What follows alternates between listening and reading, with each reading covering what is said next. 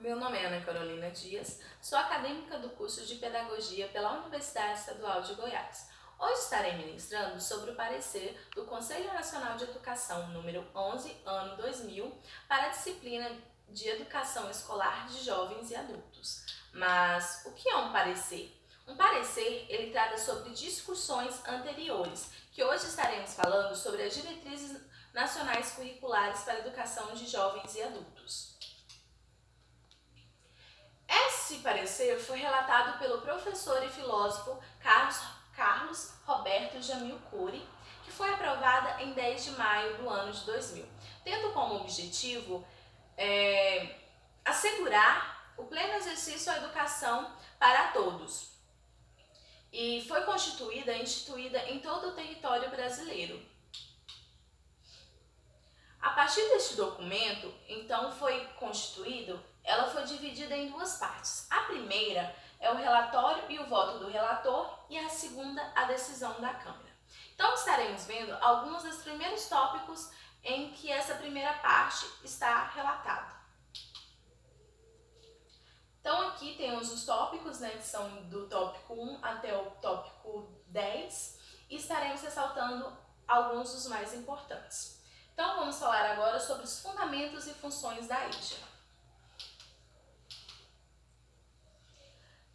Os fundamentos e funções da EJA, ela vem tratando a partir dessa desigualdade em que existe no nosso país, em que o relator, ele retrata dessa divisão entre os cidadãos, os letrados e iletrados, e que, então, de uma forma reparadora, essa diretriz, ela tem como função e equalizando o cidadão, perante a sociedade e de uma forma permanente. Então, dentro dessa reparação, há uma dívida social histórica, onde as pessoas, por momentos e questões sociais, pararam os estudos ou não puderam chegar a iniciar essa formação. Então, a partir dessas diretrizes, as pessoas então possam ter a sua participação plena na sociedade, se qualificando e requalificando profissionalmente. E dentro dessas iniciativas, para que essas pessoas possam estar participando, surgiram então iniciativas como a educação primária, obrigatória e gratuita para todos, e já a educação secundária, onde teve a sua especialidade em educação técnica profissional. E outra iniciativa foi as classes de aceleração para jovens, pois o seu fluxo de idade e ano não se batiam conforme outras diretrizes anteriores. Então, era necessário o surgimento dessas classes de aceleração para que esses jovens pudessem terminar na idade certa a sua educação. Outro tópico é sobre a educação de jovens e adultos hoje, como ela está sendo retratada, como que ela deveria ser. E dentro deste tópico, eles trazem uma declaração mundial sobre a educação para todos, onde todos devem ter a oportunidade de alcançar um padrão mínimo de aprendizagem.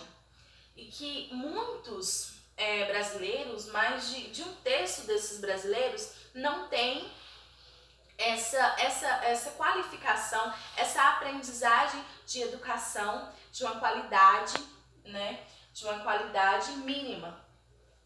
Então, eles vêm retratando sobre isso. Outro tópico é sobre alguns indicadores estatísticos da situação da EJA. Então, trouxe este gráfico, como vocês podem ver.